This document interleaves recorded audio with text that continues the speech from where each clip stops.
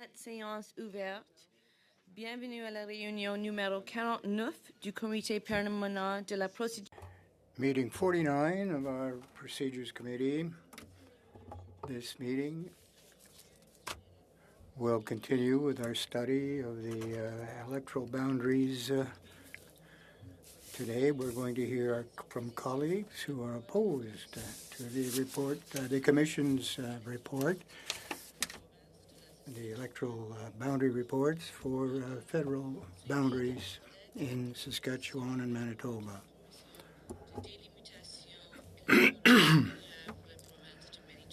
And then we will follow with the Manitoba report on the second hour of our hearings. Amongst colleagues, we will have good, respectful dialogue amongst ourselves, and I hope that I don't need to interrupt. I will remind us that we have professional interpretation translation services, so one person speaking at a time, and if we could just be mindful in which the speed that we speak. And then I want to welcome our colleagues today. We have Mr. Warren Styling, no stranger to this committee, as well as Mr. Andrew Scheer, who we got to have serving also on this committee, and Mr. Blakey, who's made a couple of appearances. So it's nice to see the three of you in the hot seats, kind of. You will have up to 5 minutes for your opening comments, and we will keep that tight so we can maximize our time for questions. We will commence by Mr. Daniel Blakey, followed by Mr. Warren Stanley, and then Mr. Andrew Scheer will bring it home. Mr. Blakey, up to 5 minutes for you. Welcome. Well, thank you very much, Madam Chair. I'm very happy to be here today to speak to the proposals for boundary redistribution in the province of Saskatchewan, and figure I might as well just start off by acknowledging I'm a Manitoba MP. I'm not here to pretend to be a subject matter expert on the province of Saskatchewan, but this is a process for MPs, and only MPs get to provide feedback at this stage in the process. And as members around this table will know, there are only MPs from one political party in Saskatchewan, and so some people feel more comfortable giving their feedback to members of other parties, and so we have indeed received feedback from folks in Saskatchewan that felt it important that their views are represented at this table, and that's what I'm here to do today. I'm going to be focusing my remarks particularly on the proposal for the city of Saskatoon. In the Boundary Commission's original proposal, they proposed 3 ridings for the city of Saskatoon, including a new riding, Saskatoon Centre. And I think there are many folks in Saskatoon that were excited at that prospect. Over the course of a number of boundary redistribution hearings now, some folks in Saskatoon have argued that there's a significant community of interest among folks who live in the urban center of Saskatoon, which has traditionally been carved out and then included in ridings that extend beyond the city borders into parts of rural Saskatchewan. And I'm here to ask the committee to consider looking at the original proposal by the Boundary Commission, which did create one kind of urban riding in the center of Saskatoon. Because I do think there's an important principle, and I think all of us are familiar with the very real divides that can exist from time to time between urban Canada and rural Canada, and indeed can sometimes be exacerbated by politics. I think that's an important divide to try and overcome. But one of the questions is whether it's best overcome by creating ridings where only one representative, has to try and represent those concerns at the same time, or whether it makes sense to have representatives that are able to speak to properly urban concerns and properly rural concerns, and then try and mediate that, as opposed to having an election and then perhaps having rural folks feel like they didn't, like that their person that truly speaks to rural concerns didn't get elected, and so then they don't have a voice, or alternatively that urban folks in an urban rural split riding that a more rural representative was elected, and their concerns aren't getting the kind of representation that they would like to see. And so I do think that there's an important principle there that's recognized in the guidelines. Of course, there are many guidelines that boundary redistribution commissions have to consider, but one of them quite important, I think, and where where they can, I think it stands to reason that they should try to create ridings where that kind of significant community of interest that exists between urban areas and rural areas is well respected. And I'll be speaking to that more general point again in the Manitoba section of this meeting. But that's really what I'm here to argue today. And in fact, the Commission recognized many of these arguments itself in its original submission.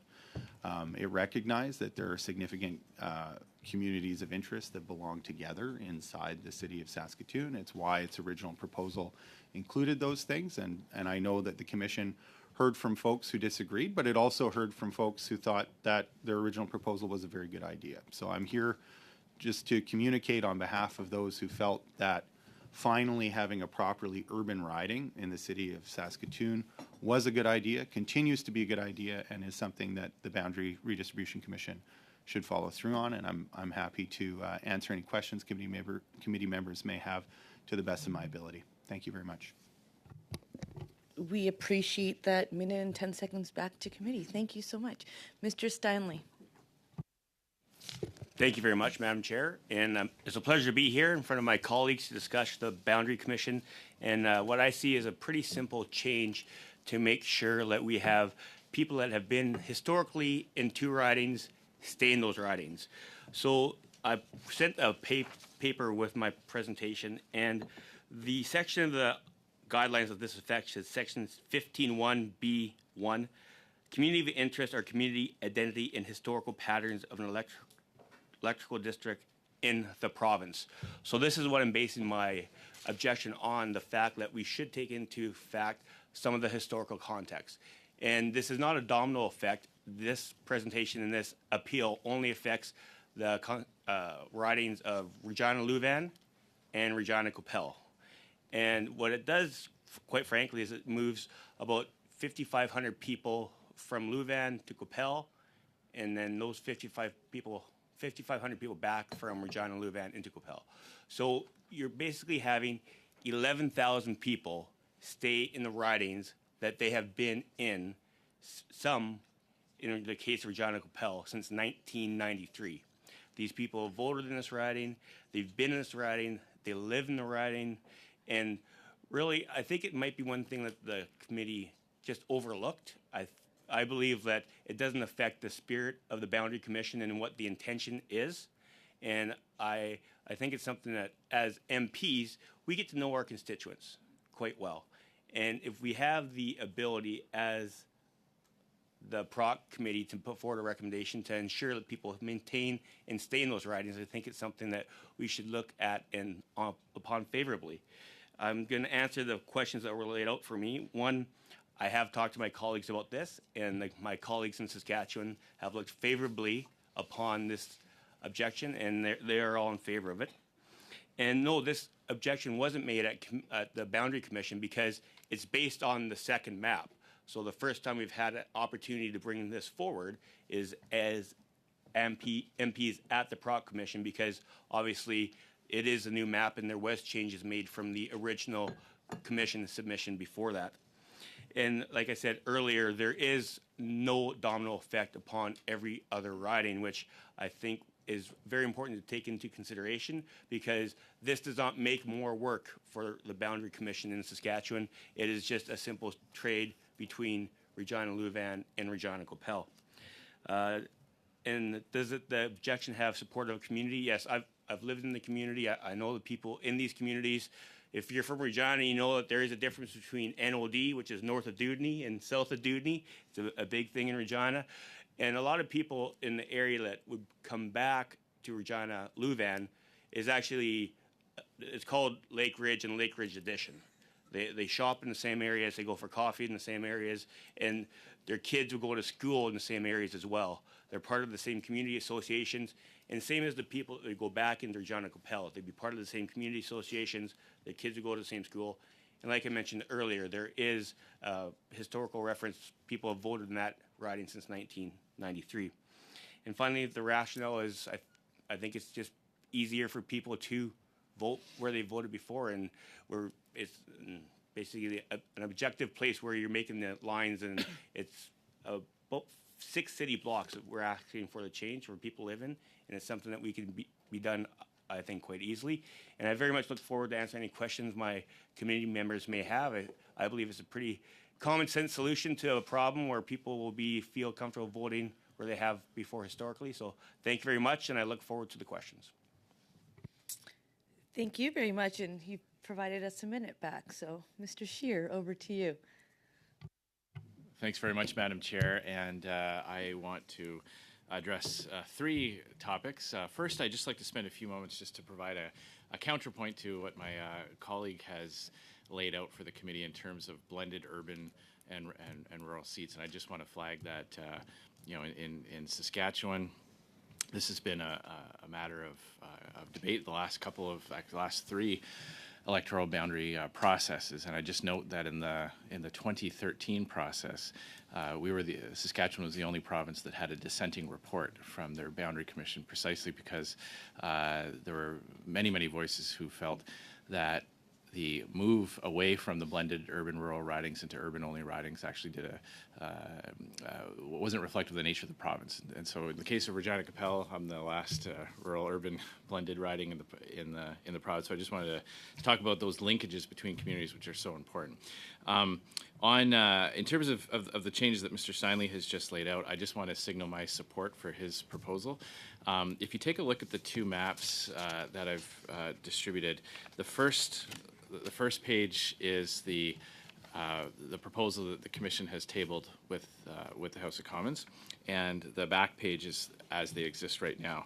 And if you look at the bottom left-hand corner of my riding, Regina Capel, right around Saskatchewan Drive and Elphinstone Street, the Commissioner is proposing to put that into Regina Louvain. And just a few blocks to the west is a major north-south road called the Louvain Drive, and that really is a community divider. It's 3 lanes in each direction. It's a high-traffic road. All the community associations, the neighborhood associations, are split by that road. There's no spillover from one to another, and especially in that southwestern corner of my riding, that is an area of Regina called North Central Regina. It is very uniform in that area. The construction of homes were all around the same era. Very similar demographics from one street to the next in terms of who lives there. And just across the street in the Louvain, it's a completely different neighborhood. It's completely demographic, completely different price point in terms of the homes that you would see. And it really doesn't make sense to take that part out of Regina Capel, that little corner of North Central. North Central is bigger than the area that they're putting in, so they're kind of dividing North Central up, splitting it between my riding and Warren's riding. And as Warren mentioned, this community has been in the same riding for well over 30 years. And it's very cohesive too. There are several schools in the area that cooperate with each other, support each other. There's Indigenous organizations that provide a lot of outreach and services in that area. And if you walked around the area, you would not know when you left Regina Louvain under the proposal. It would never be obvious that you're moving from one community to another. But in fact, you would be moving from Regina Capel into Regina Louvain. Whereas when the divider is the Louvain, it's very clear. If you cross the Louvain on Dooney, it's very obvious that you're leaving one neighborhood and moving into another neighborhood.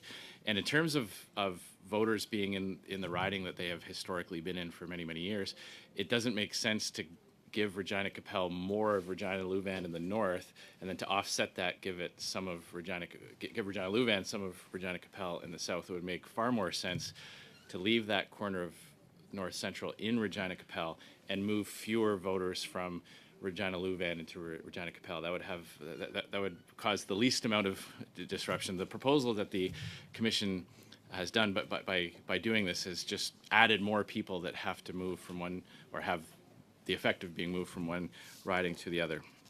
I can't emphasize enough the fact that they have, under this proposal, really divided a very distinct community in Regina into 2 different ridings, when there is a much more natural divider just a few blocks to the west. And if I can draw your attention to the second set of maps in the rural area, this is the proposal for Regina Capel's rural component. And as you can see on the first page, the communities of Wynyard and the communities of Ituna have been excluded from Regina Capel. When we were at the Boundary Commission hearings, all the submissions were aimed at including Wynyard and Ituna in the same riding as Fort Capel. Fort Capel really acts as a hub in the rural part of my riding. It is the largest center outside of Regina itself, and it's got everything, grocery stores, doctor's offices, things like that. So I'll wrap up there. If members want to have me dive a little bit more into the rural component, I'd appreciate the opportunity to do that. I appreciate that, Mr. Scheer. And we're going to start with 6-minute rounds, starting with Mr. Redicott. Welcome to PROC. Thank you, Madam Chair. And I just want to thank PROC for the work that you're doing on this. It's an important piece of the boundary redistribution puzzle, so thank you for your work here. And I also want to thank the Saskatchewan Commission. They did a lot of hard work, and I just want to make sure that they get a shout out for everything they've done. Now, it's quite normal for a Winnipegger to have an opinion about the Saskatchewan Rough Riders and possibly even tell us everything that's wrong with our team. But I really was quite surprised to find someone from 9 hours away that thought they knew best how to organize our riding boundaries. And I'm grateful for your concern for my constituents and our constituents, and I have some questions for you. But first, I just want to clarify a couple of things. For your benefit and for all of our benefit, I just want to talk about the process for a minute. Mr. Blakey, you mentioned in your letter a lengthy public consultation process that occurred before the first report was done. And I just want to clarify that because it's actually not true. Before the first report was done, it was really just special interest groups and insiders who knew about the process that were able to submit before that first report was done. And I was one of them. We submitted as MPs, so we knew about the process. But I would not call that consultation. And of course, the Commission in Saskatchewan was faced with a big problem. The population in Regina and Saskatoon had grown quite significantly compared to the rural area of the city. And so the first proposal did include a major redrawing of the Saskatchewan map. Every riding was affected, some in a very big way. And Saskatoon was significantly changed. But changing Saskatoon actually caused every other riding in the province to be affected because of our large rural ridings that are so interconnected and intertwined. Now, at this point came the very lengthy public consultation process that you mentioned. So that was after the first report, and it was very well done. There were 15 meetings that were vigorously advertised. They were all across the province. They were very well attended with a wide variety of witnesses. And I just want to point out in Saskatoon there were 24 presentations, I believe, and 4 of them were in favor of Saskatoon Centre, as you indicated. One was from a former provincial NDP candidate. One was from some NDP EDA presidents. One was from an NDP nomination candidate. And the 4th one was from the NDP candidate who ran against me in the last election. So a bit of a theme there, if you can tell. The other 20 presentations made in Saskatoon argued against Saskatoon Centre. And they came from a wide variety of people, community association presidents, members of the immigrant communities, business leaders, community and downtown development organizations, the chief of the Saskatoon Tribal Council, who represents 7 local First Nations, religious leaders, MPs, and others. And I'll explain a bit of their logic just briefly. But first, based on all the information received, a major redo of the map was undertaken by the Commission. And again, every riding was touched, and it mostly reverted back to a lot of the initial starting point, actually. But it took a lot of work to get there because of the changing population bases. The process was lengthy and detailed, as you said. But the result was an overwhelming rejection of Saskatoon Centre and all of the domino effects required to make that happen. Now, finally, Mr. Billig, I don't believe you were part of the lengthy consultation process in Saskatchewan, but so I'd just like to provide some insights, again, for all of us here into why the Commission decided the way it did. Now, I don't presume to know why they did what they did. I wasn't part of the Commission, obviously, but I was intimately involved in the hearings, and I understand Saskatchewan intimately. I've lived there my whole life. So the first area I believe that they looked at was community of interest, and I'm glad that you mentioned that in your opening remarks. People from Manitoba and outside Saskatoon probably don't understand, but I don't know if you guys have a copy of this map. There is one that I've given to the clerks to hand out if they wouldn't mind doing that. But it's very simple to see how Saskatoon is divided by the river down the middle here. And it creates an east side and a west side, and that's a real major label that people use to describe themselves. You're either from the east side or the west side.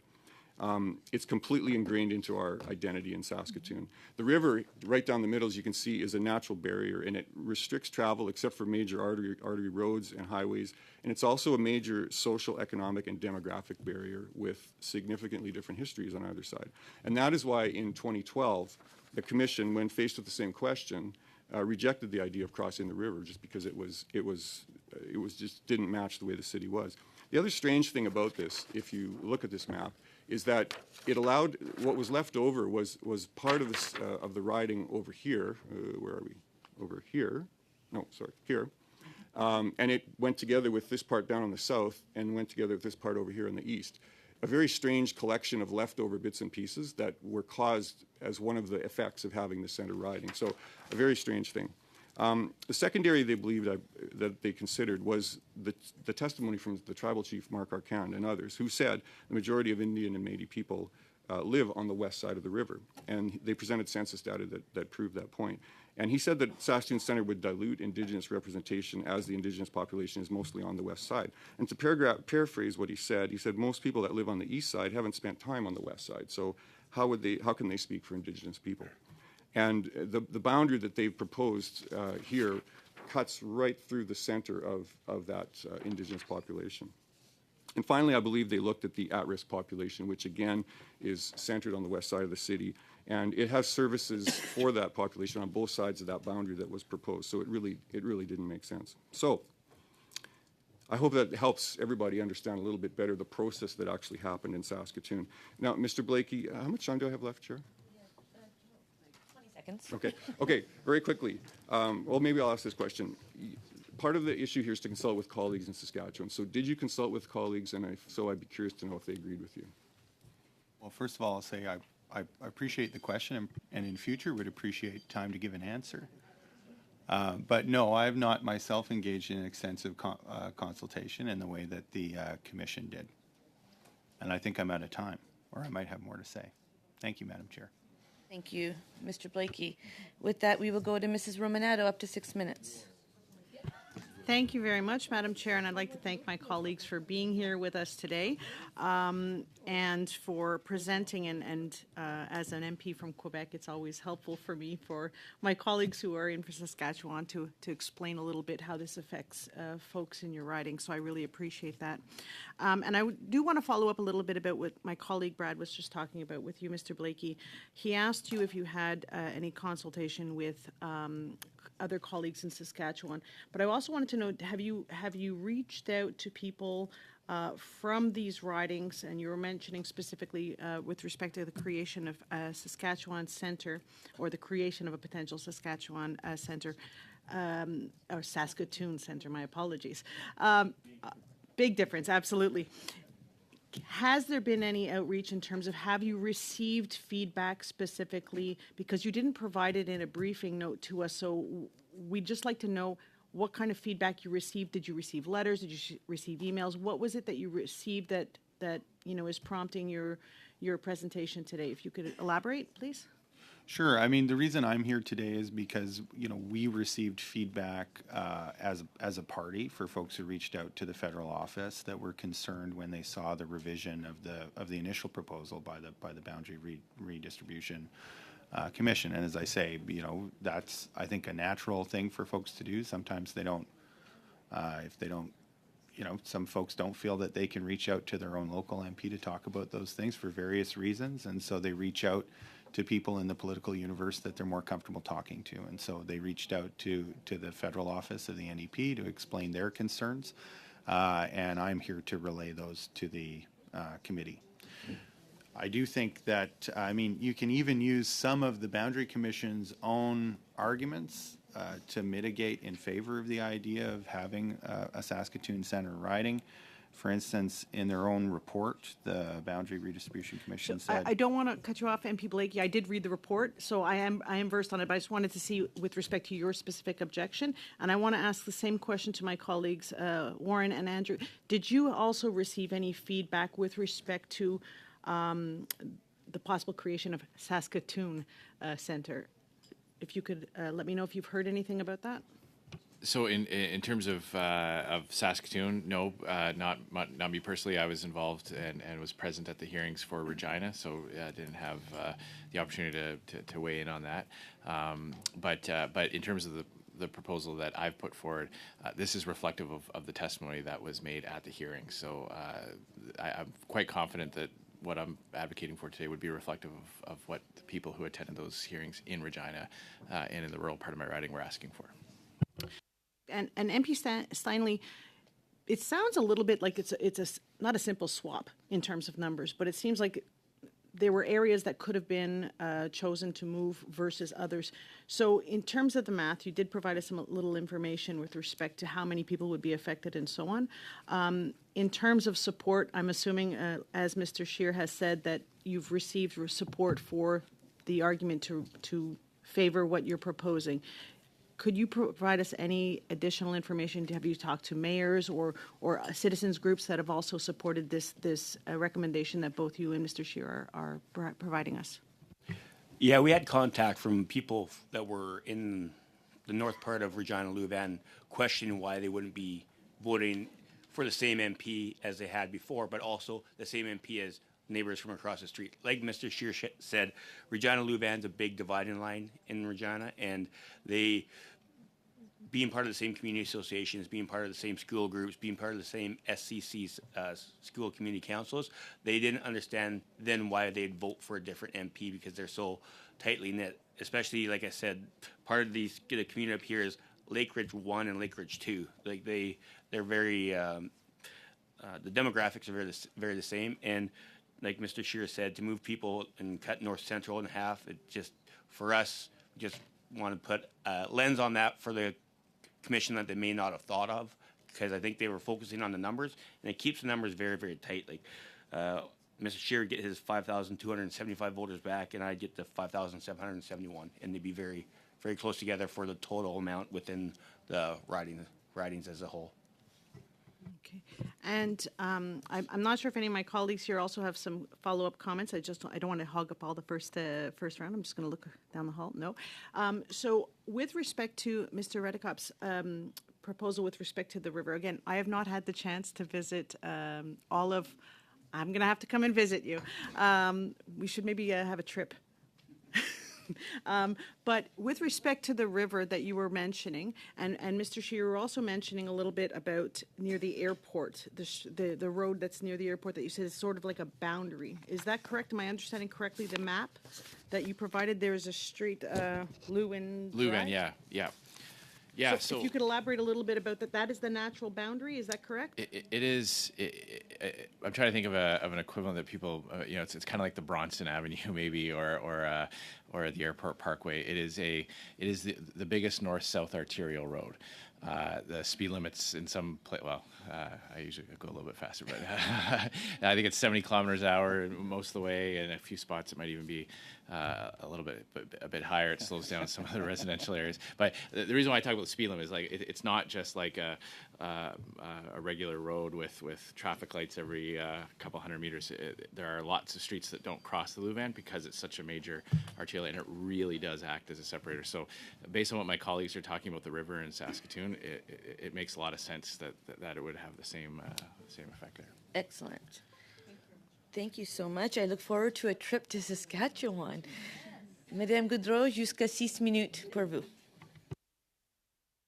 Merci, Madame. Thank you very much, Chair. And I'll make it my duty also to visit Saskatchewan in person. Well, there's a lot of detail here, and I'd like to thank our colleagues for their presentations. Social cohesion, demographic changes, and there's quite a few questions that we can ask here, which might help us to heighten your presentations. I'd like to begin with MP Blakey. When you spoke of the separation, the urban-rural split, in Quebec and in Ontario, of course, we're very much aware of that divide. And if we take a look at the coefficient, the numbers, What would be the advantage? You're telling us that the citizens advised you of their concerns, and Provide an answer to that question. And in fact, I am just going to quote briefly from the Commission's own report, who said that in general terms, the presenters who were in favor of a Saskatoon Centre riding argued that it would recognize the community of interest that is to some extent particular to this central urban area. As indicated in the proposal, these interests include unique concerns relating to infrastructure for transportation, the development of the downtown core, issues faced by at-risk populations, and distinct issues faced by Indigenous people whose population in Saskatoon is concentrated in the neighborhoods inside Circle Drive. So, I mean, that's from the Commission itself, which also recognized that, you know, there are unique challenges faced in the urban core that include challenges in respect to transit, housing, homelessness, things of that nature that are you know, kind of similar challenges for folks that are living in the core. And you know, I mean, I come from a city where there are 2 rivers that run through Winnipeg, so I'm very familiar with how rivers can be important boundaries, you know, political boundaries, psychological boundaries, and help organize behavior. But I also know that sometimes when you're talking about the nature of political representation, that sometimes the issues, although folks don't think of themselves necessarily as having a community of interest because of a divide like a river, the kinds of issues that they face nevertheless are very similar. And so the work that a political representative would do would have more coherence straddling that divide, because you're going to be speaking to similar issues even if folks perceive them in a slightly different way. And so again, I mean, this is part of the balancing act that commissions have to do. Sometimes those things like a river are going to be a really significant boundary, and other times some of those other concerns are going to weigh. So I appreciate the difficult work that the Commission has to do. Clearly, they didn't initially think that the river was such an important boundary that it couldn't be crossed. It was their proposal, after all, to have a Saskatoon Centre riding, and I'm here today to speak on behalf of folks who simply think that that the Commission should stick to its original proposal for the reasons I mentioned, which is that the needs are similar enough that the kind of political work and representation that an elected member would engage in would pair well. And so that's what I'm here to say. Thank you. Merci beaucoup. thank you very much. Well, I have a few seconds left. Madam Chair, I heard my colleagues talk of the historical context, which would have an impact on these decisions, including community of interest. Perhaps Mr. Stanley or Mr. Scheer, you'd like to tell us why you don't want to carve up north and south. So could you explain that in greater detail so that we can be filled with the details? And, so there is definitely a division in Regina between north and south. That's kind of the main groupings and neighborhoods. Obviously, there's subgroups within that, but there's kind of a distinctive character in the north end versus the south end. There's a friendly rivalry between sports leagues and between schools and things like that. So there's definitely a distinction there. And in terms of the historical voting pattern, this might relate to a little bit to Saskatoon as well. In 2013, the maps, the electoral maps in Regina and Saskatoon were changed dramatically, just massively different. They went from blended urban rural ridings into urban only ridings. Many people had to discover that they were in a different riding altogether that was named. There's a different name to it, and some of the communities that had historically been part of that were no longer part of that. To have another round of massive changes, just one cycle later, when there really hasn't been that justification in terms of demographic growth or shifting, doesn't make a lot of sense. It really does seem like every 10 years they're going to have these massive changes. So that's why I do think it's important to look at the Saskatchewan situation as a bit of a continuity between the last time and this time, and what the maps that the commissioners tabled are more modest changes in terms of Saskatoon. Now in Regina, we still have the challenge that we're outlining, and maybe I'll let Warren speak to that. Et en conclusion, Madame la Présidente, In conclusion, Madam Chair, what I can conclude is that we want to improve the participation of the electorate, and we have to change things. But that's true for all ridings. If we're to respect the criteria, why change for the sake of change? Merci, Madame. Thank you. Ms. Blaney? Chair, and I thank the folks that are here today to present to us. We always learn a lot from this, and I think as we go across the country, we certainly learn a lot more, and I think we always have to appreciate the knowledge that people have of their own region, and I appreciate that. So I'll come first to MP Blakey and just ask a few clarifying questions.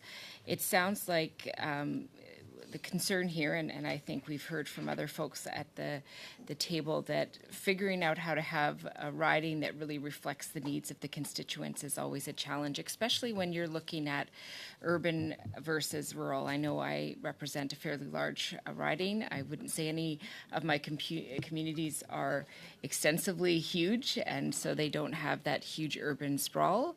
But there is a distinct nature to each of those communities. And I know in my region, for example, when folks talk about the riding being called North Island, my constituents in the real North Island are always very clear to indicate that where they are is the true North, and the other parts of the riding are not, in fact, the true North. So how generous of them to be included in that title. So, I mean, I think we see that all the time, and we have to respect those voices and the intricacies. And I really appreciate Mr. Scheer's comments earlier about, you know, having a sort of an identity between rural and urban and wanting to keep those together so that you can sort of showcase that that is the true sense of your region. But it sounds like there are voices that feel like they're not heard. And when you are in a place where you don't have that representation, obviously you're going to speak out and want to have your voice heard. So that's what I hear that you're doing today. So I'm just wondering if you could talk a little bit about what those voices are and what might be some of their concerns, and why is being part of an urban riding something that they feel is particularly important for them moving forward in terms of their political identity and their regional identity. Thank you very much for the question. My understanding, and again, I'm not here to be the subject matter expert in respect to Saskatchewan, but just to relay concerns that we've been hearing. And I don't know that a full kind of stakeholder consultation list has been published by the commission to date in terms of, you know, what they heard from folks after their initial proposal was made. I understand we're aware of over 20 people who made submissions in support of Saskatoon Centre. And my understanding is that the feeling there really is that there are, you know, when you're talking about an urban core, there are particular kinds of challenges and struggles and infrastructure that's required in order to address those things.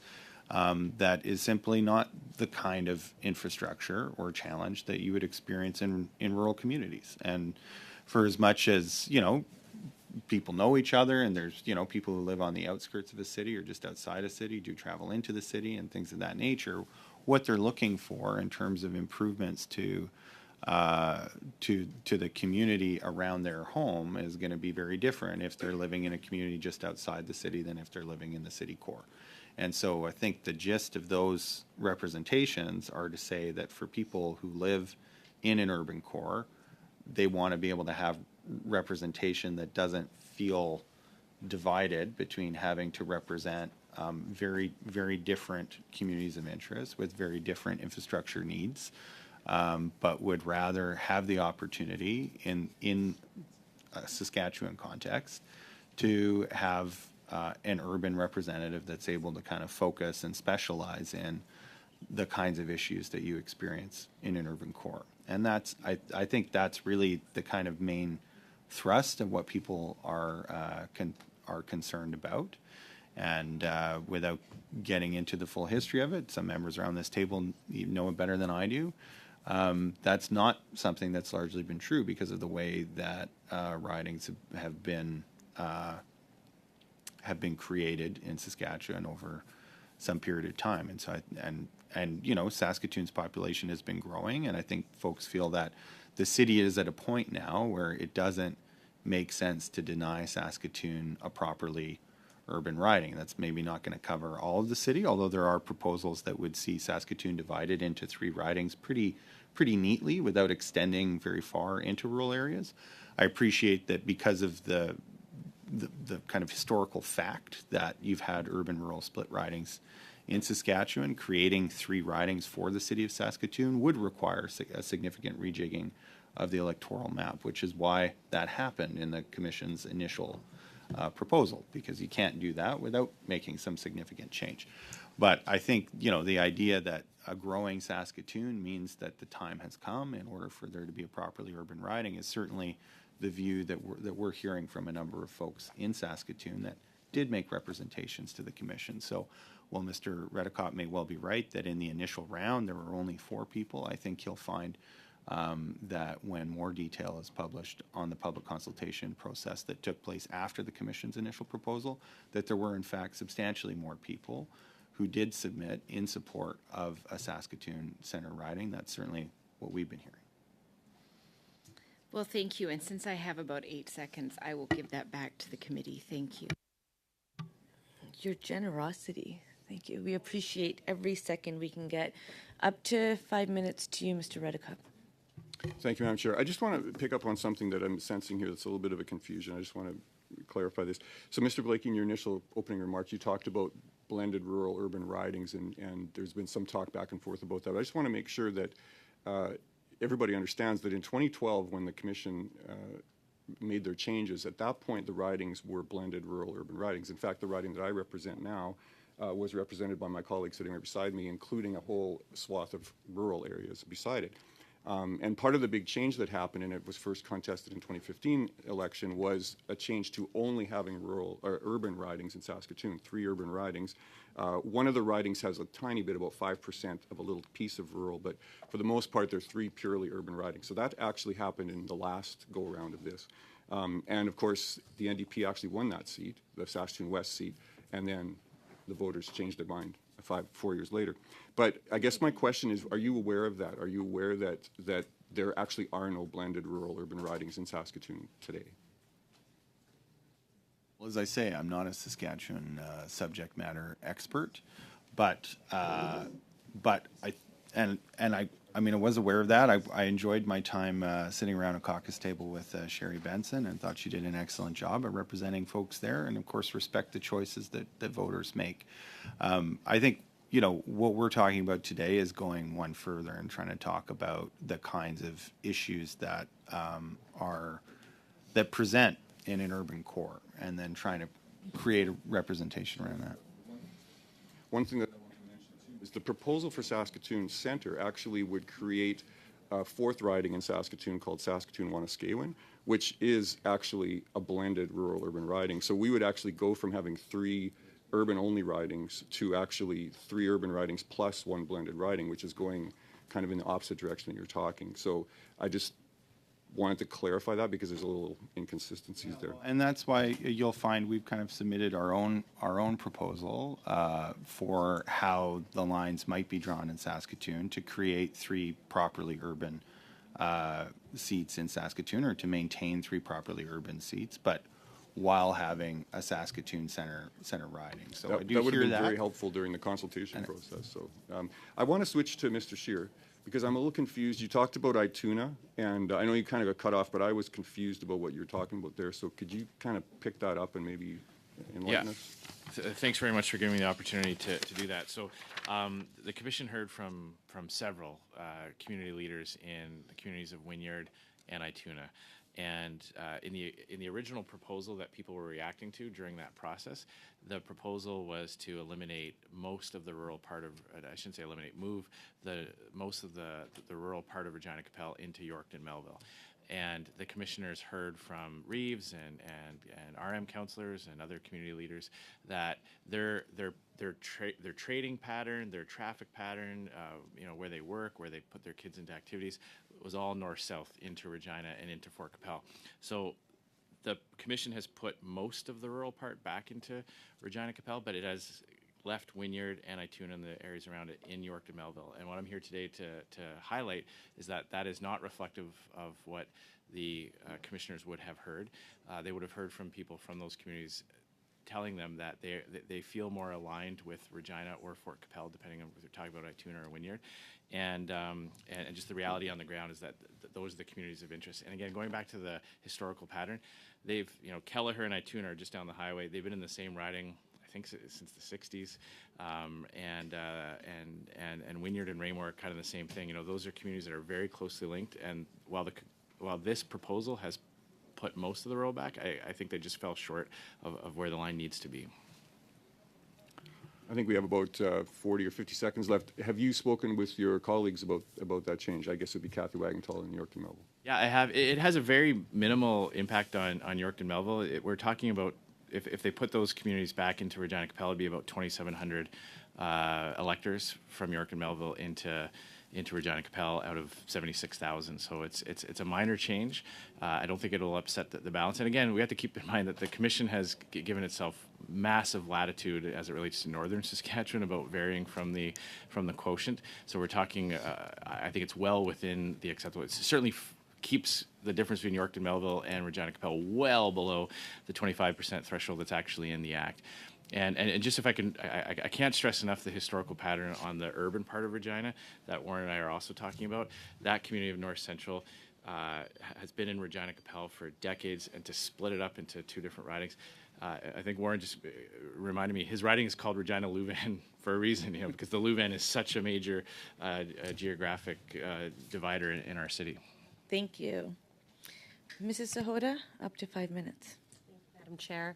That's a good point that you make, that constituents should be able to identify themselves in their ridings. The names should make sense to the riding.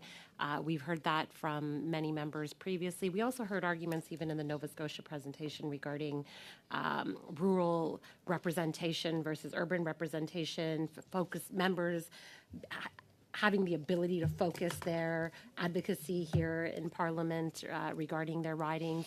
I can understand that rural communities may have not just one or two things that may be different, but many, many things. Infrastructure, so many things could be different. But today we also heard arguments around, big homes versus small homes from Mr. Scheer, and I'm not sure, where do we draw the line? Should we have diverse communities where MPs are also able to then maybe better understand the difficulties that low-income households might have versus wealthier households, that rural people and urban people may have? I have a larger question here as to what this committee's role would be. I know the commission at large part really focused in on population, and that created a lot of these issues for many of us.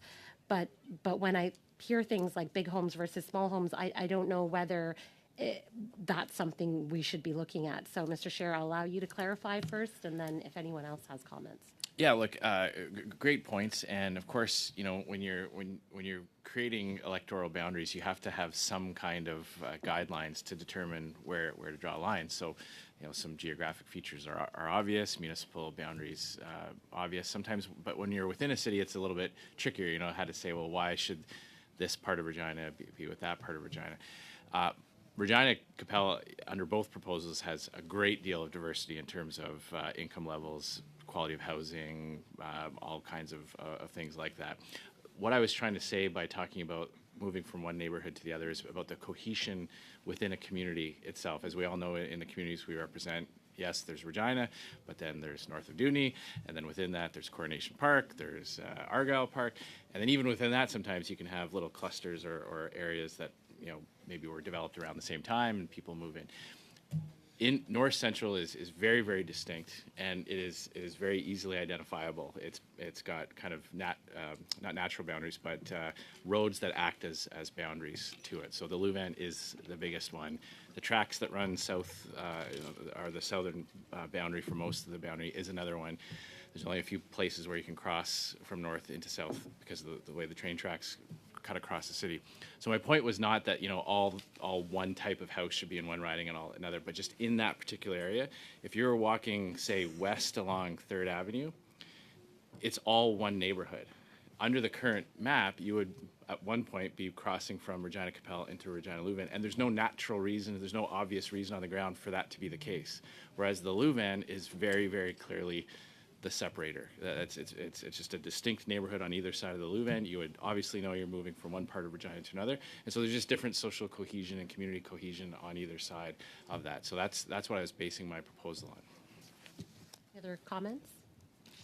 I'd be happy to offer some comment on this. Well, I'll just say, when it comes to Regina, I also mentioned that the city wards don't cross either.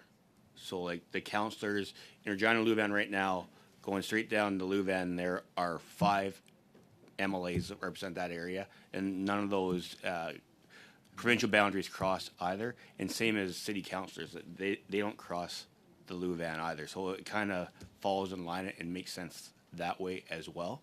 So that's why we're talking about it's such a distinct barrier for the city of Regina.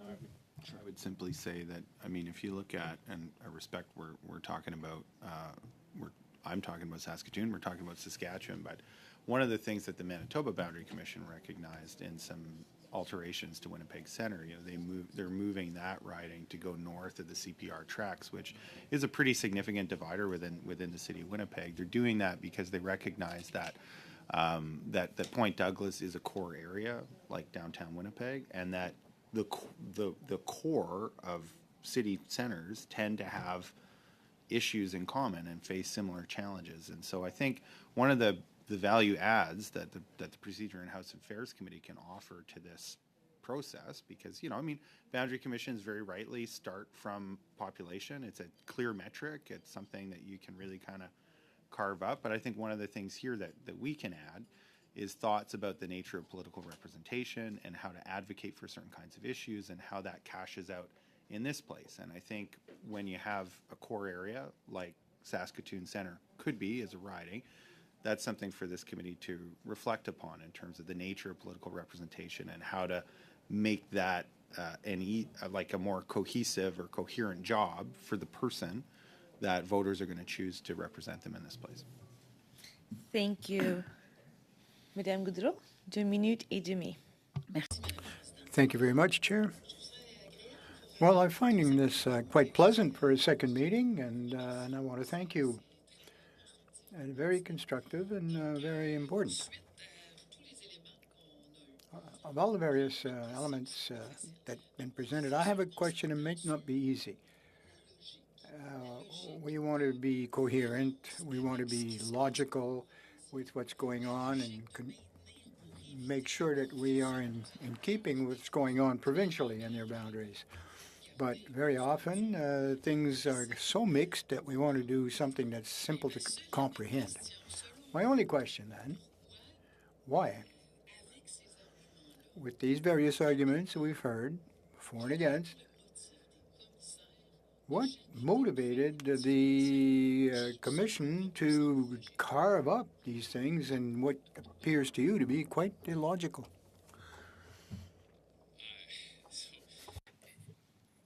It's tough to try to guess what their motivation was.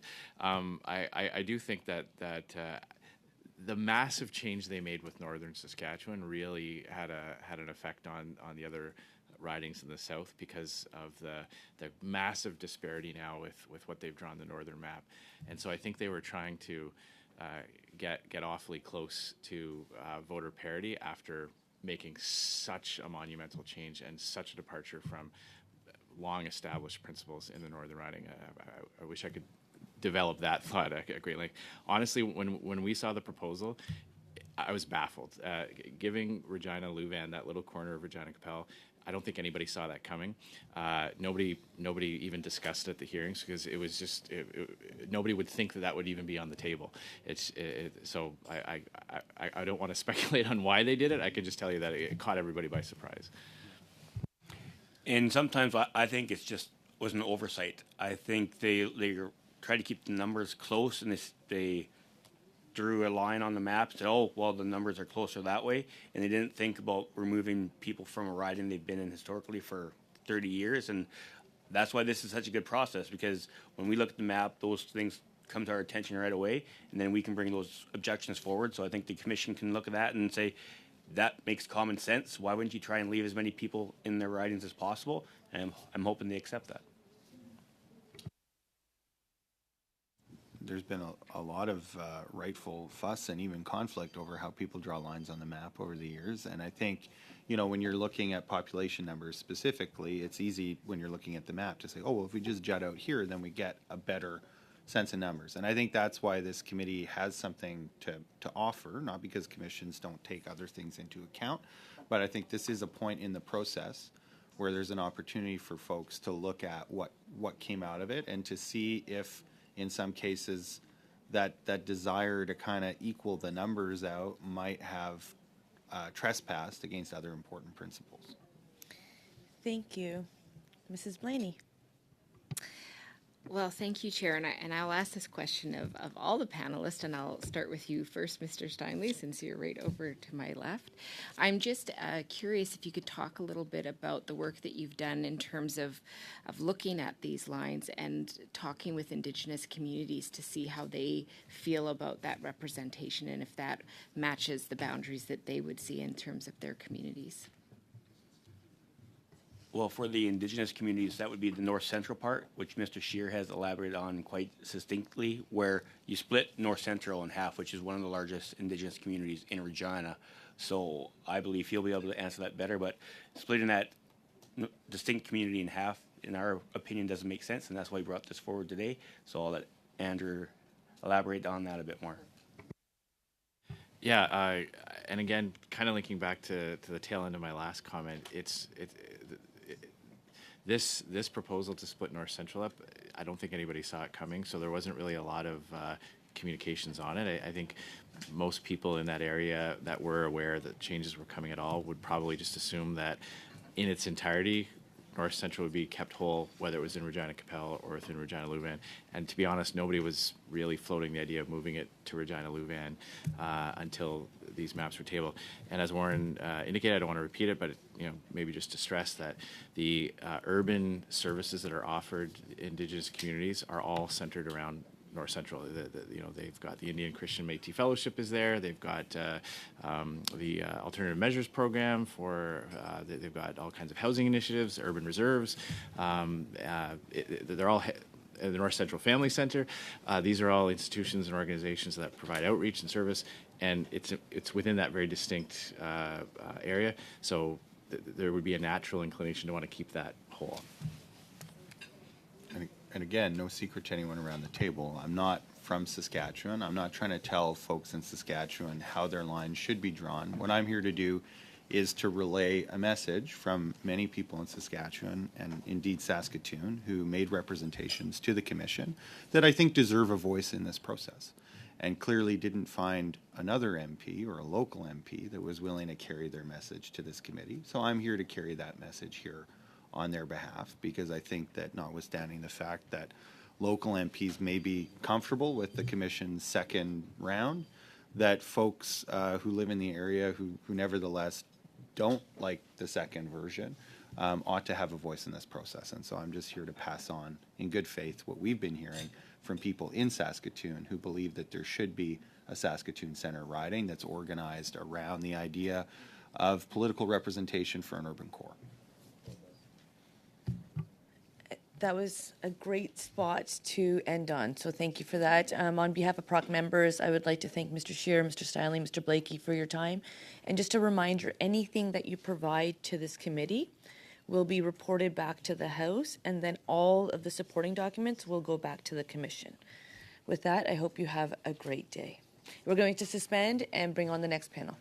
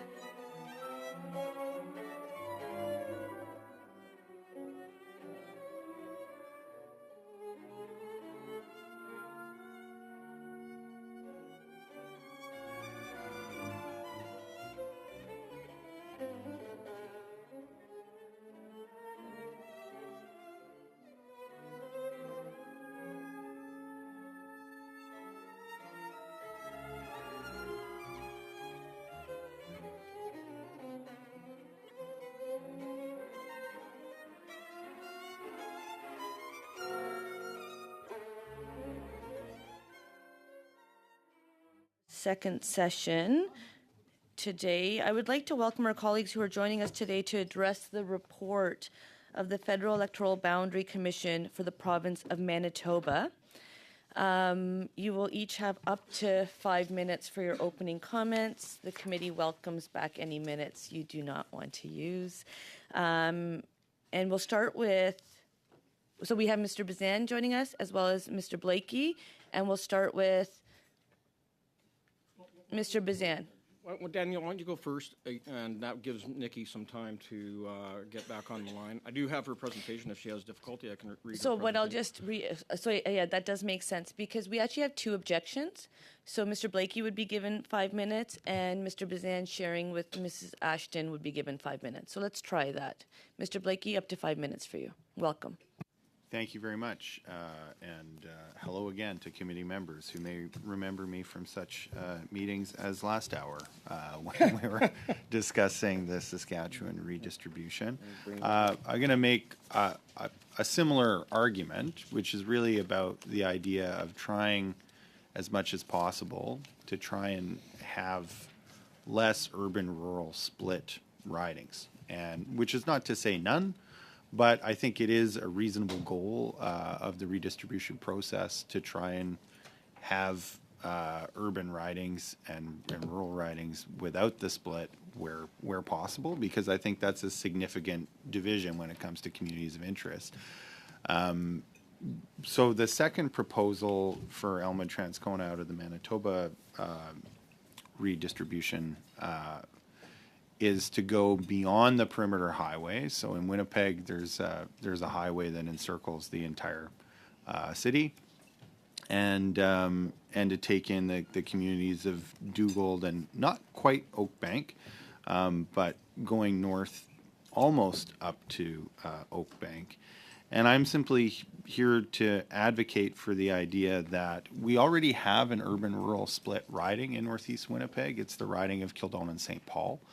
There are adjustments being made to the riding of Kildonan and St. Paul in this redistribution as well, and the riding of Provencher, all of which are adjacent. And my simple point is that I think it would make more sense to extend the northern boundary of Elmwood-Transcona somewhat along the river in order to capture a similar amount of population, but within the city limits, and then to take the area outside of the city that the commission is proposing to put into Elmwood-Transcona and assign it instead to Kildonan and St. Paul.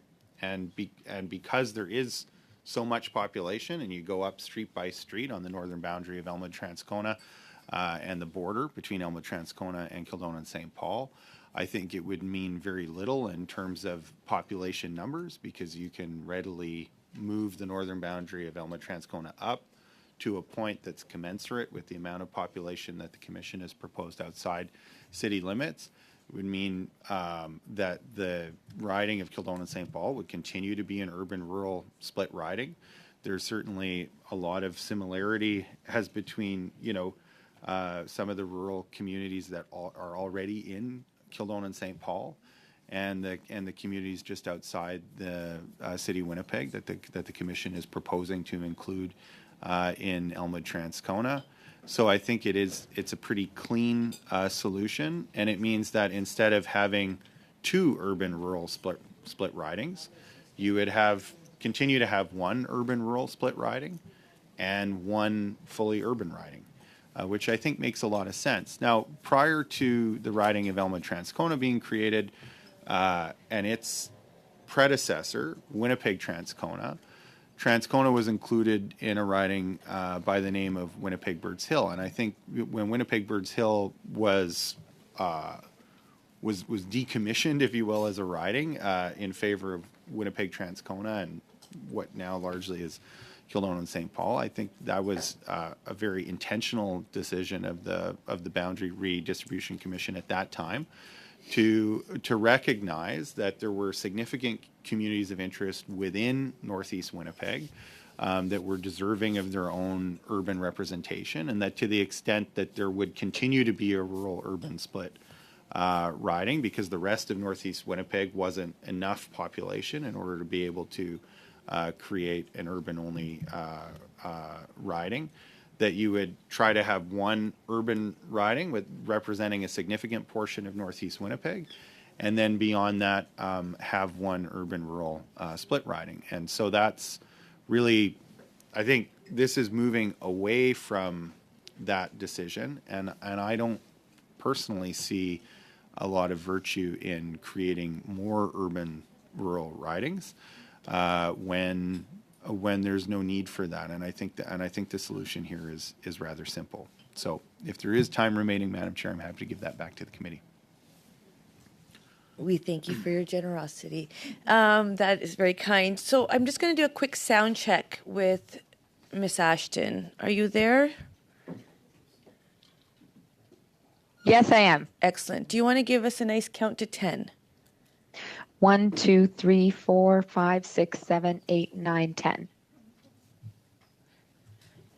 Excellent. All right. Now we've got welcome to committee, Ms. Nikki Ashton. We have an objection that was jointly provided to the committee by Nikki Ashton, accompanied by James Bazan. So I will pass the floor over to you, Ms. Ashton, and combined it will be up to 5 minutes. Welcome. Thank you very much, and my apologies on the delays. We have an extreme cold weather here in our region today, and slowed everything down this morning. And thank you to IT for their help. Hello, members of PROC, fellow colleagues. I am pleased to be joining you today, along with my colleague MP James Bazan, to present our objection to one part of the proposal made by the Manitoba Boundaries Commission, namely the need to reinstate Little Saskatchewan First Nation and the part of Lake St. Martin First Nation that was removed from the Churchill-Kiewit-Nooka ski riding. I want to begin by thanking the Boundaries Commission for their hard work and thorough work as evidenced by the report. I also want to note that we appreciate the Boundaries Commission overall decision to not expand the Churchill-Kiewit-Nooka ski riding. This was clearly a response to the serious concerns raised and the unanimous opposition of Northern, Indigenous, and rural Manitobans to their proposal. As you may already know, our riding is the fourth largest in the country and includes 71 communities, a riding with many challenges in terms of transportation, infrastructure, etc. The Boundaries Commission report decision to not move forward with their initial proposal reflected an understanding of the realities of First Nations, Northern, and rural communities. While the overall decision was one that made sense, the Boundaries Commission went ahead and proposed a problematic change to our riding that had nothing to do with their original proposal. They proposed removing one First Nation in its entirety, Little Saskatchewan First Nation, and divide and remove part of another, Lake St. Martin First Nation, and place them into the Selkirk Interlake Eastman riding.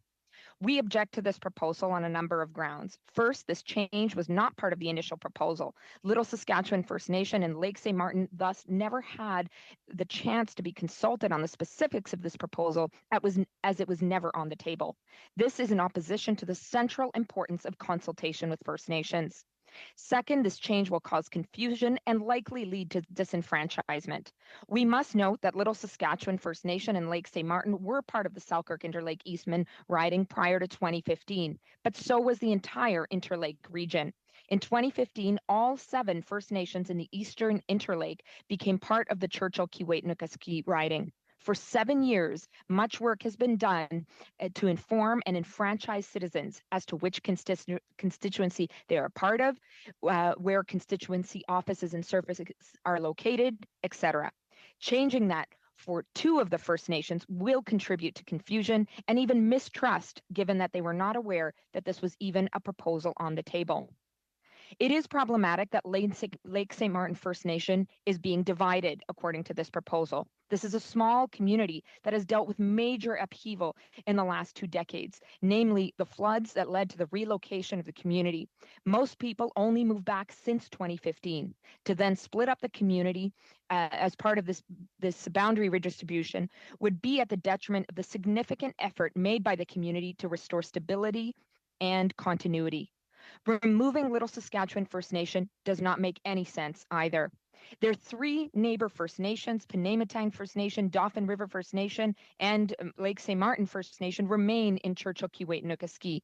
Reinstating Little Saskatchewan and the part of Lake St. Martin into Churchill-Kiewit-Nooka ski would also live up to one of the Boundary Commission's guiding values of communities, keeping communities of interest together. Many people in Little Saskatchewan and Lake St. Martin have close family in their neighboring communities that remain in Churchill, Keewatin, Nikiski. The First Nations are part of the same overarching regional Interlake Regional Tribal Council. For both Little Saskatchewan and Lake St. Martin, Penamutang First Nation, which is the largest First Nation in their area, is part of Churchill, Keewatin, Nikiski, and it is a hub for shopping, medical services, education, etc.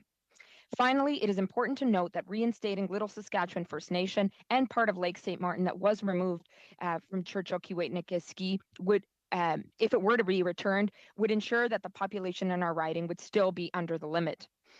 As is evident by our joint presentation and joint objection, this is not a partisan issue. This is about respecting First Nations. This is a gesture in the spirit of reconciliation. It is in line with the values of the Boundaries Commission. It is about enfranchisement and ensures that constituents, particularly those who are Indigenous, who live in northern and rural communities, are treated with the respect they deserve. We hope that this change will be reversed, and I look forward to answering any questions you might have. Thank you.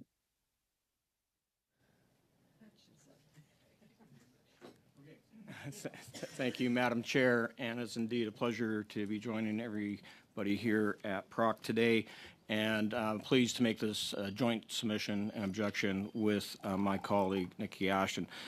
Just want to make sure everyone is aware that Nikki and I worked on this together. We also circulated it to Conservative and NDP Manitoba caucuses, and had a brief conversation with Kevin just now, but I've also talked to Terry Duguid about the changes and didn't hear any objections.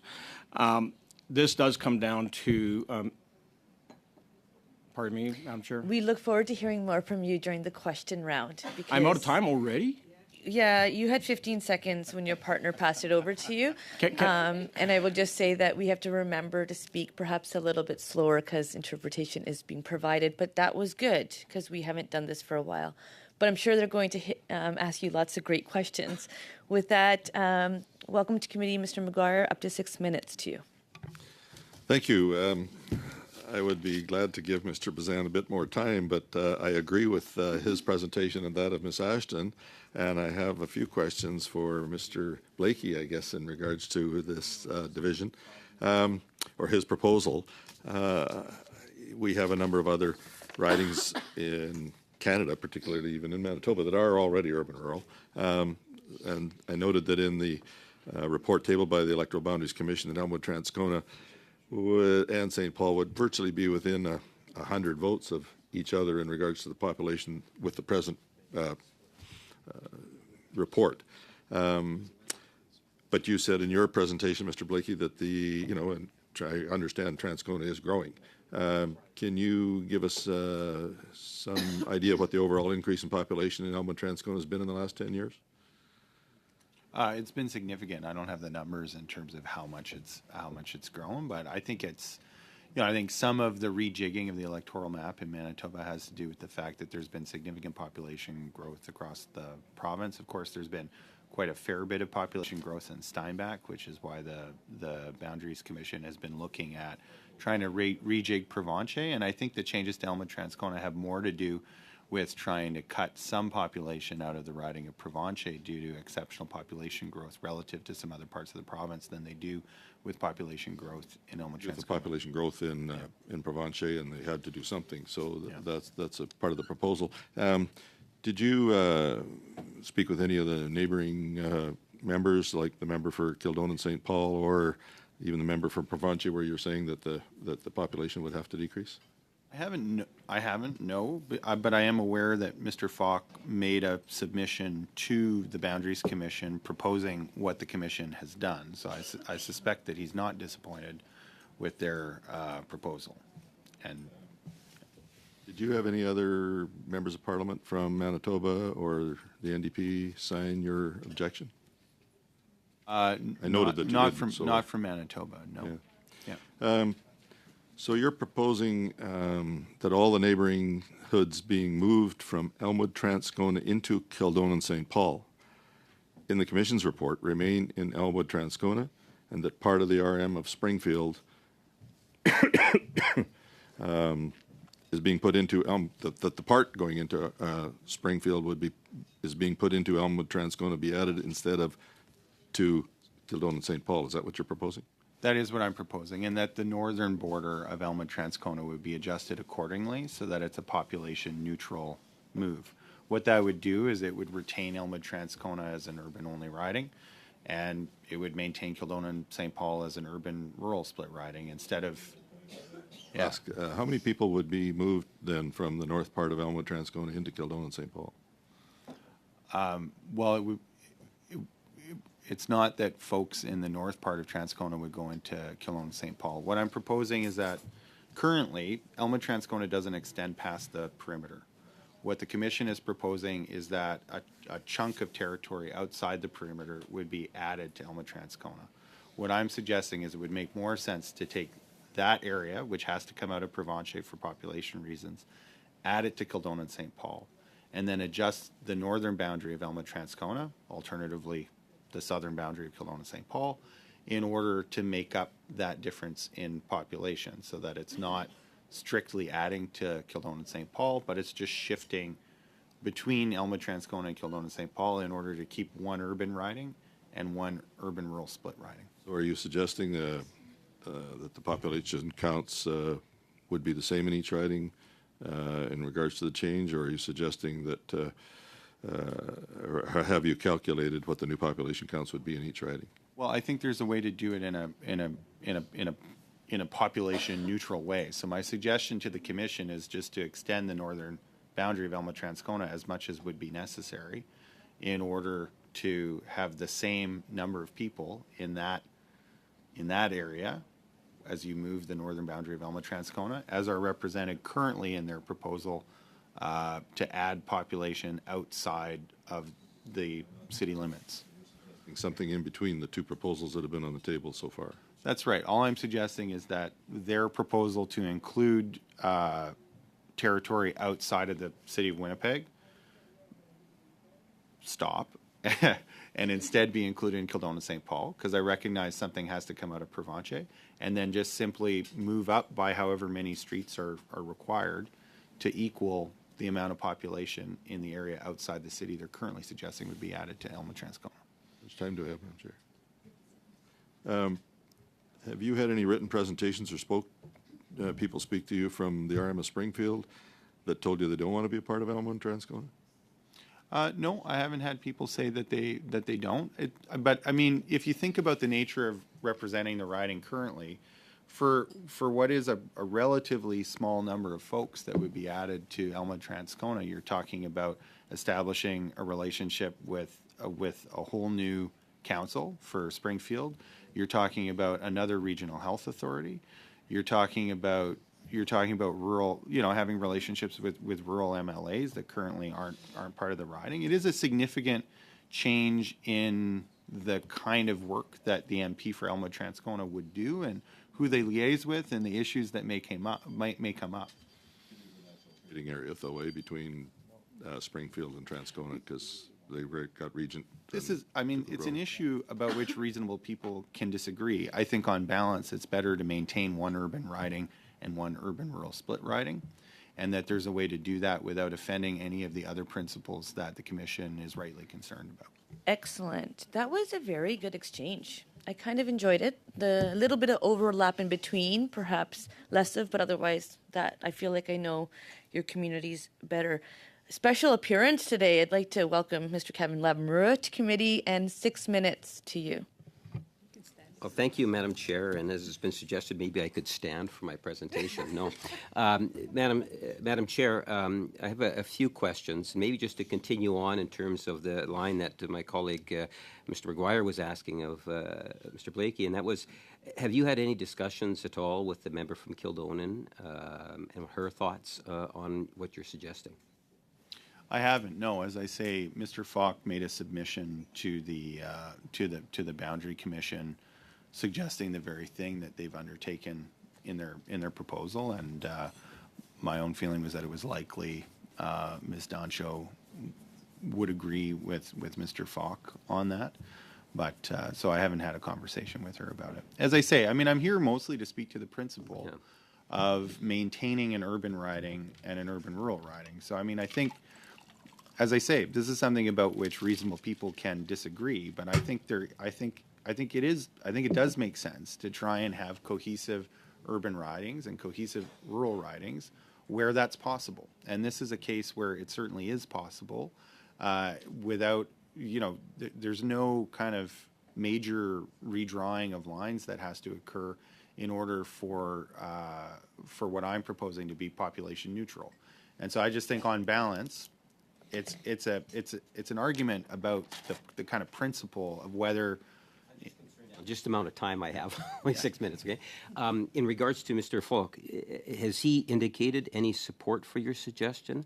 And have you made, or your party made presentation in regards to the boundaries and the concerns that you have? Well, the initial proposal for Elmwood-Transcona that the Boundary Commission came out with, which is not the one we're discussing today, was also one of significant change. They were going to include some of the Island Lakes area in Elmwood-Transcona. There were a number of community representations about that. The Commission chose not to include that area. And so that had been the focus of certainly my focus and the focus of a number of community members in that round of public consultation. This now is kind of, something that the Commission came up with in order to try and offer a different suggestion. There were representations made at the time to simply say that the best way to expand Elmwood-Transcona would be to move the northern boundary up along the river. So to the extent that that's what I'm proposing as a solution to this iteration of the Boundary Commission's proposal, we have seen representations in favor of that idea, and I think that makes sense. And we were talking about East Kildonan. Mr. Falk and the member from Kildonan and St. Paul are not on side with you with your proposal. And you did have the opportunity, I'm not 100% clear, did you have the opportunity where you or someone representing you, your office or your party, present the type of concerns that you're presenting today with PROC? To the Boundary Commission? Yes. Yes. What I'm saying is that there were community members that suggested the best way to alter Elmwood-Transcona would be to move the northern boundary along the river up. So that is an argument. Like, I'm not here to make new arguments. And some of those arguments prevailed in respect of Island Lakes. We heard from community members in Island Lakes that didn't think it made sense for them to be lumped in with Elmwood-Transcona, but to remain part of St. Boniface St. Vital. So, punching the riding out past the city limit is a product of this second round. But the solution is the same, and it's one that community members did advise the Commission they thought would make the most sense, which is to focus on the northern boundary by the river. With the population growth that's taking place in the capital region, it's quite significant. And we have to balance that in terms of the rural component. It sounds as if the Commission had taken that into consideration. The issue for me, as it is for you, is the idea of urban-rural ridings. And that's something that we've had debate inside the Manitoba legislature, too, in terms of 31 versus 26. It seems to me that that discussion has also taken place. And I'm a little bit reluctant to suggest that we make changes if there is so many people that appear to be relatively comfortable with what's being proposed. I want to go to Nikki Ashton. When we talk about reconciliation, and I'm very sensitive to that point, was there any discussions with the Manitoba Assembly First Nation? Are they aware of the presentation and what it is that you and Mr. Bazan would like to do? Well, our office has been in touch with both First Nations. We deal directly with the First Sorry, Nation. can you just lift your mic up, please? Oh, yes, right. Sorry. We've been in touch with both First Nations. Our communication has been at that level. AMC obviously is one of the main advocacy organizations, but in terms of the boundaries, we're always in touch with the First Nations directly. That you have two Indigenous communities specific, and it's important that they will have not only been touched base, but they're comfortable with what it is that you're suggesting. And second, given the role that the Manitoba Assembly of First Nations play, I think it's also imperative that they also have been consulted in some some fashion. Because we, as you have pointed out in your presentation, we want to make sure that there is that whole sense of reconciliation, making sure that they're comfortable with the suggestion. Because at one time, at least 2 of those reserves, I understand, were a part of the Interlake riding. James? To respond, Madam Chair, is that what we're really starting to feel is that if you keep bouncing communities back and forth between ridings, that they will become disenfranchised. They'll become very, I guess, not trusting of how this is unfolding and how their electoral considerations are being taken under advisement. They were not consulted. Originally, they were going to stay within the Churchill, Kiewawtanaski riding. And then for whatever reason, there's no presentations made. They didn't consult with either Little Saskatchewan First Nation or Lake St. Martin First Nation about changing the boundaries. There was a discussion there was a presentation that came from the municipality of Grahamdale based upon the first draft. And I circulated our detailed proposal along with the new drawings of the map showing the properties in the arm of our municipality of Grahamdale, along with I circulated this morning the maps off the Boundary Commission itself. And if you look at the proposal... Okay, I'm sorry to do this, but it was generous, and I just can't be more... You keep cutting me off. We can talk about that after. Madame Goudreau, jusqu'à 6 minutes à vous. Thank you very much, Chair. You'll have an opportunity to answer my questions, no problem. We've had a lot of detail here, and it's a lot clearer to my mind, and to us all. My questions will be rather more general in nature. We've just become aware that there is a significant issue here that is still quite tense. We hear about demographic changes and movement. We see an increase in the extent of the riding. So, very often we'll say that, well, if there's too many people in this particular riding, how can an MP be available to them all at all times? So, that's one question. Secondly, if an MP finds themselves in an area, a riding, Manitoba, or even in Quebec, it really... or Manawagan or Abitibi, the James Bay area, the MP is not really as available as he wants to be, even if there are fewer in population. So what am I getting at here? Well, it's because it's still changing. It's constant evolution. And this has an impact in any number of provinces, if not all. So I'd like to get your perspective on... do you think that this formula, this recipe that we use, will have to be reconsidered? The area, the square miles, the kilometrage, and the migration, perhaps, of the population. So I'd like to hear your perspective on that. I mean, for me, when you look at the riding of Elma Transcona and you look at the riding of Kildonan St. Paul, which is really what I'm here to talk about today, they're not those really large ridings. So I'm sure Mr. Bazan and Ms. Ashton will have more to say in response to your question there. So for me, it's I don't think that's the challenge in respect to the ridings that I'm here to talk about. I think you can add a little bit more rural area to Kildonan St. Paul. Northeast Winnipeg, certainly it's large and it's growing, and so I think the question is whether we want to have a trajectory for Northeast Winnipeg as it continues to grow that will see it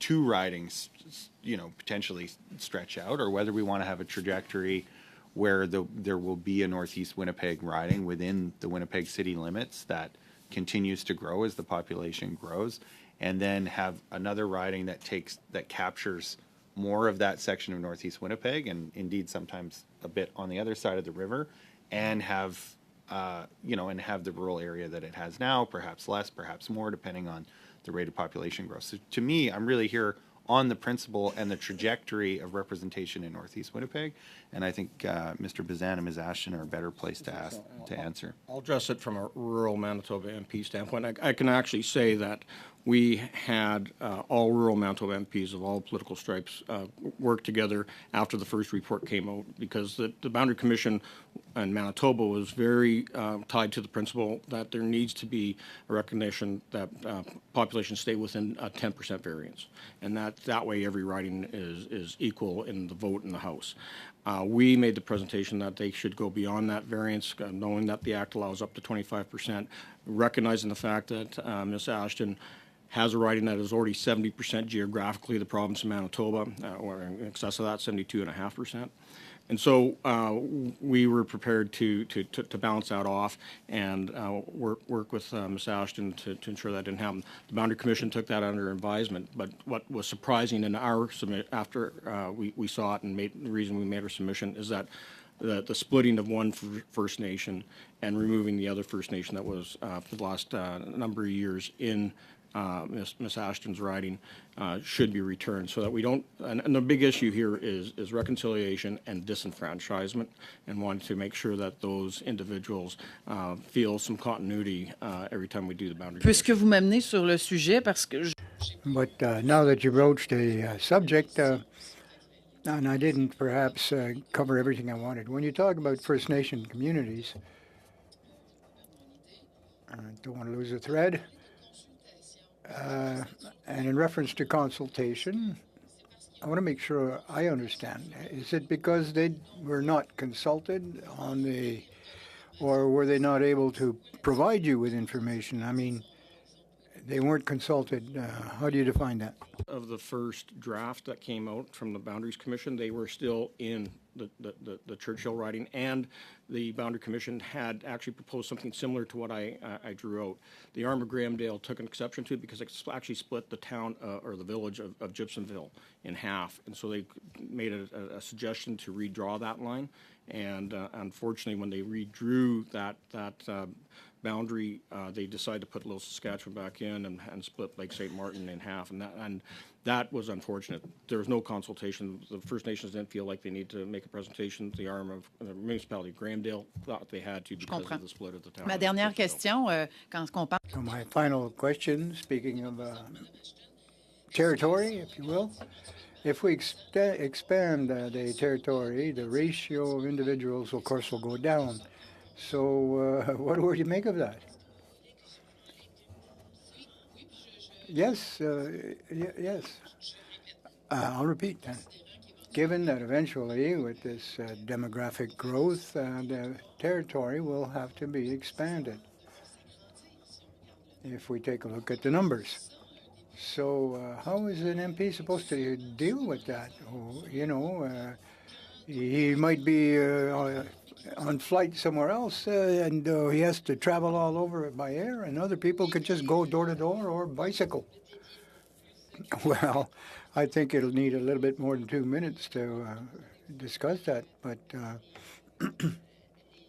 I appreciate that you did make reference to Bay James, Abitibi, and areas in the north of Quebec. We have a lot of similarities in there.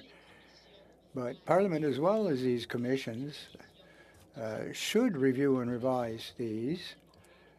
But if the area is so huge, we have to recognize that it's just a fact.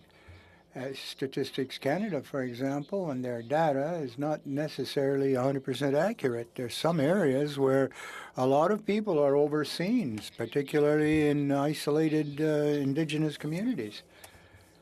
And as you said, that's why I was late this morning. I was flying through. Great cold here, really cold snap, and it's very difficult.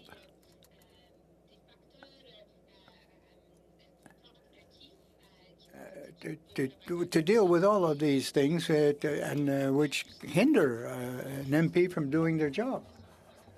We often are traveling from place to place, and the virtual aspect of the possibility of working virtually is very important.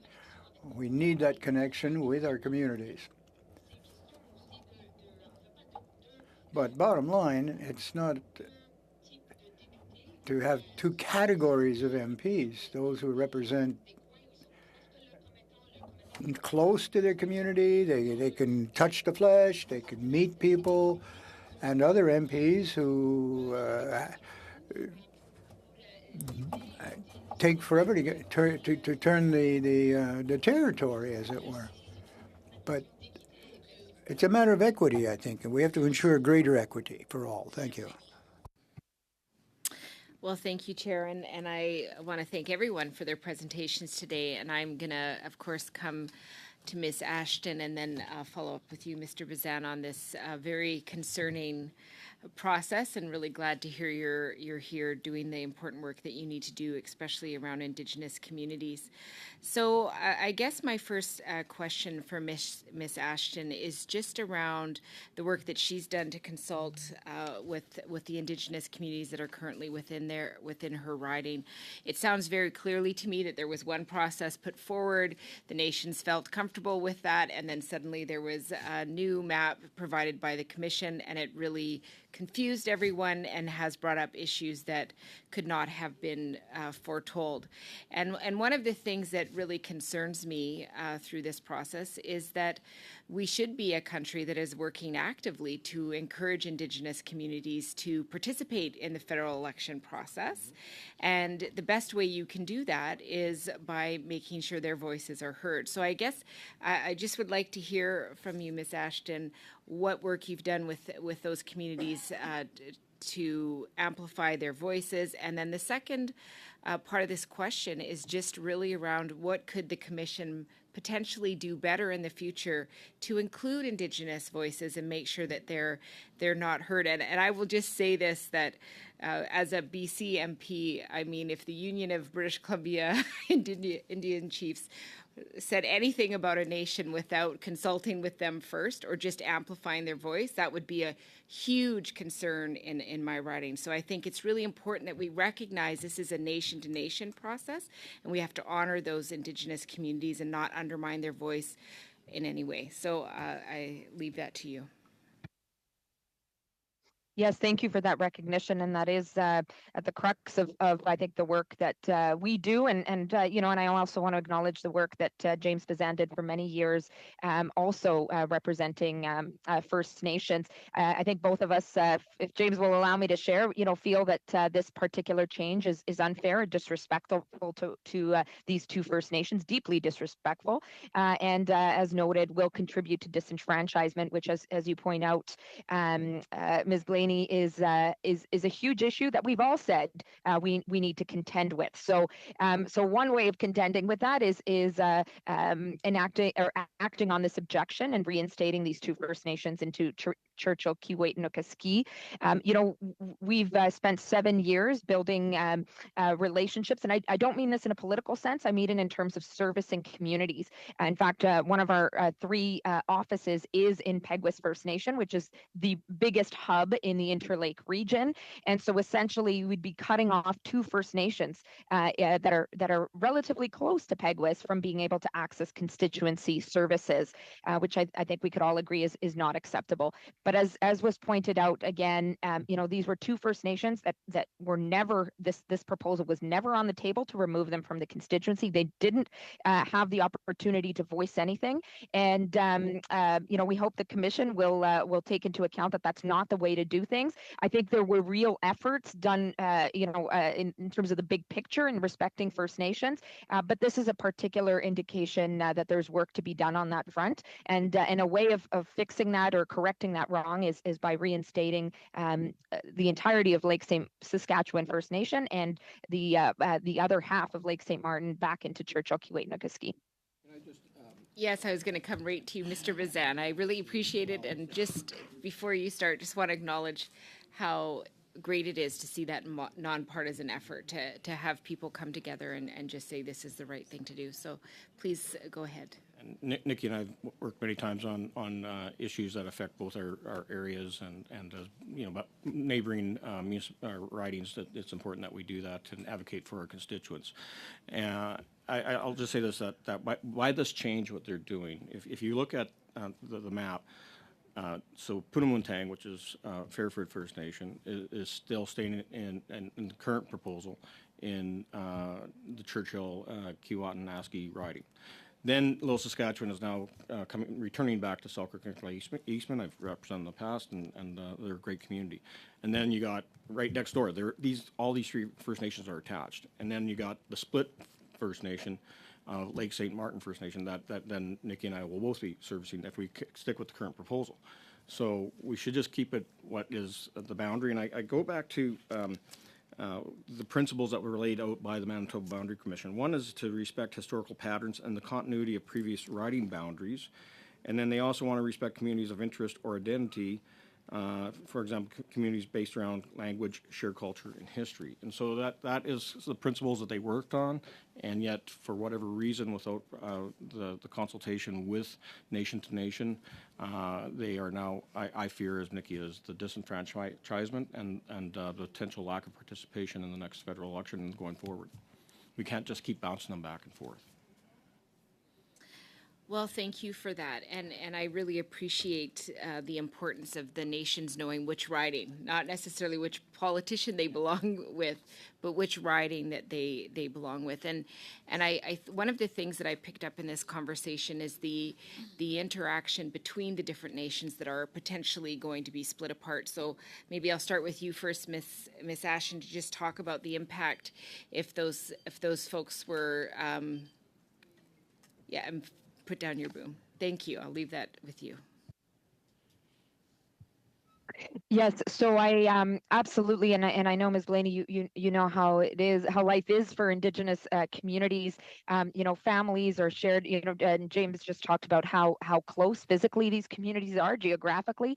So as one can imagine, families are split up between these communities. The husband will be from one community, the wife will be from the other. So they're constantly back and forth.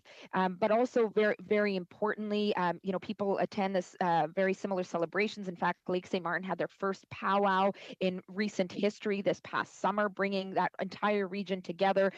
So communities are connected in terms of culture, tradition, and then just day-to-day living. Penamutang, which is in Churchill, Kiiwetinokaski, is the central hub for shopping, for medical services, for education, and so this idea that literally, and if you looked at the map, this makes no sense. Carving them out is because they are separate communities, is just not on. These are deeply connected to communities, and in fact, to get to Little Saskatchewan, you have to drive through Penamutang. So you would drive through Churchill, Kiiwetinokaski to get out of it, and then and as James pointed out, in the case of Lake St. Martin, literally part of the community would be in his riding, and the other part that is, and we're not talking about two sides of a big boulevard in a big city, right, where people know that they're part of different constituencies. That is not something that here in our communities we have, and we shouldn't have. I mean, our communities and Lake St. Martin is smaller, but like I said, is a community that's worked hard to bring about unity as part of their relocation plan, and this would just send them into destabilizes that, and again, we don't want fewer people exercising their vote, engaging in Canadian democracy, and so acting on this objection, reinstating the communities would be a critical piece to voter engagement. Thank you for that. We're just going to come to the top of the hour by giving a couple minutes to Mr. McGuire, followed by Mrs. Romanado. Mr. McGuire. Thank you, Madam Chair. Just quickly, I was going back, Mr. Blakey, looking at the first question I asked was, over the last 10 years, I asked what the population increase would be in Elmwood, Transcona, and you weren't sure what it was. But in your letter, you said that it's drastically increased the population in those areas. I just wondered if that's a contradiction that you can overcome here with me. Oh, I don't think it's a contradiction. You don't have to, all you have to do is look around Elmwood, Transcona. There's been a ton more housing built in the last 10 years. There's whole tracts of land that were field 10 years ago that subsequently have been filled in with developments. It's no secret that the population's growing. So I don't think it's a contradiction to say, I know that the population's growing considerably, but I don't have the exact figures with me today. And I would say just further, if I could, yeah. Are you aware that there were submissions that all of Springfield go into Transcona Elmwood? I am aware. I'm just I'm not respectfully like that idea either, but respectfully disagree with the submissions. I mean, I think one of the things to keep in mind when I'm proposing, if you think about moving the northern boundary of Elma Transcona up to, say, Edison Avenue or Springfield Road or even Chief Peguis, trail anywhere along there, however many is required in order to make up for the population that the commission is currently For a balanced split relying there. on the RMF Springfield for. Those folks are just a few blocks over from other folks that already live in East Kildonan. There's a clear affinity of interest versus folks that for whom highway driving is a regular part of their life, like at least proportionately more because they drive into the city a fair bit for work and for shopping and other things. Folks whose kids are under a rural school division as opposed to a Winnipeg school division. Folks for your that pay colleague there, taxes so. in a completely Okay. different municipality. So I mean, there are some. If you think of people living on Edison Avenue versus people Yep. living in Dugald, one is clearly Thanks. already a lot I'm going to more. have to ask Mr. Bazan if he wants Yeah. to expand on his on the words that he didn't get a chance to say earlier. Oh, certainly. I guess just to reiterate, if I got a couple of seconds here, is just that, I think most of the questions we've already answered and, making sure that we respect what the commission's priorities were. But this was a surprise when the report came out, and it's different than what both the municipality had asked for and when there was no consultation with First Nations in that area. And I think that we just want to make sure that this is reflected in the final report. Thank you. A couple minutes, Mrs. Romanato. Thank you so much. And actually, building on what you said, Mr. Bazan, this isn't the first report that we've looked at. It seems a little bit of like a hoodwink, where the initial proposal was one thing, consultations were held, and then when the final report comes out, it's nothing near what was initially put forward. And I wanted to check with you and Ms. Ashton. You mentioned that the two reserves who are affected in this change really were not consulted. And I know in previous submissions for objections to this committee that members of Parliament were able to obtain letters of support from whether it be, the Manitoba Assembly of First Nations or the two reserves that are affected. Would that be something that you'd be able to obtain for us to include in the package so that we have that support as well that we could submit? If you could let us know. Ashton answered the question surrounding whether or not the two affected First Nations were able to get letters to us. I know that she's reached out to them. I do include in the package that was circulated to you the letter from the municipality of Grahamdale, which accepts the new boundary that I've drafted out, which encapsulates, and I think this is where the problem was, is that trying to get around the village of Gibsonville. The Boundary Commission says, okay, we'll just put, because there's all these new lands that Little Saskatchewan and Lake St. Martin have acquired within the municipality boundaries, and they're going to be either they're already a part of the reserve land as tree land kind of entitlement, or as compensation for all the flood damage that has happened along St. Martin over the last 15 years, or is about to be converted over to reserve land. And so I think they just said, okay, either we put them all in one way or the other, but they split Lake St. Martin, which made no sense at all. So the boundaries that I provide to you, if you look at the property map, clearly delineates and shows that we've been able to get all the property that the First Nations have in their arm of Grahamdale within the new boundary that we're proposing. If I could just quickly add, we have been in touch with the leadership of both First Nations, and certainly, we've offered the opportunity for them to write a letter of support. But I don't think the onus, frankly, should be on them. These are communities that are dealing with crises on a daily basis. Like I said, these are both communities that have been deeply impacted by floods, have recently relocated in the last few years, and they are literally, because our offices deal with them, dealing with crises on a daily basis. And so now we're asking them to do the work of saying that they were never consulted by the Boundaries Commission. I'm gonna so I guess what I'm saying is, I'm sorry. Hi. I hope we receive them, Hello. but we'll see. Thank you. I appreciate that answer. Sorry, I have to just cut it off because we're already over time. The technical issues, I think, a good reminder that some of those steps need to be taken sooner. So I do want to, on behalf of PROC members, thank Ms. Ashton, Mr. Bazan, and Mr. Blakey. I will remind all members, anything you provide to this committee will be submitted to the House, and then we'll all go to the Commission. So just a reminder with that, I wish you a good day. For PROC committee members, real quickly, just stay tuned. The subcommittee has kind of conversed about next week's agenda, so we'll get next week's agenda over to you. You'll see two invitations that we received for people to come visit PROC. They're both informal. One will be during committee time, one will be just after committee time, so I hope we can make sure that someone is there for those informal conversations. And yesterday, the Quebec report was distributed to all members, and so the objection period would end on March 3rd, and then we'll work towards our next steps forward. So with that, I wish... And Alberta was today. It gets even more exciting. Just a couple more to come. So just keep well and safe, and I wish you the best. See you next week.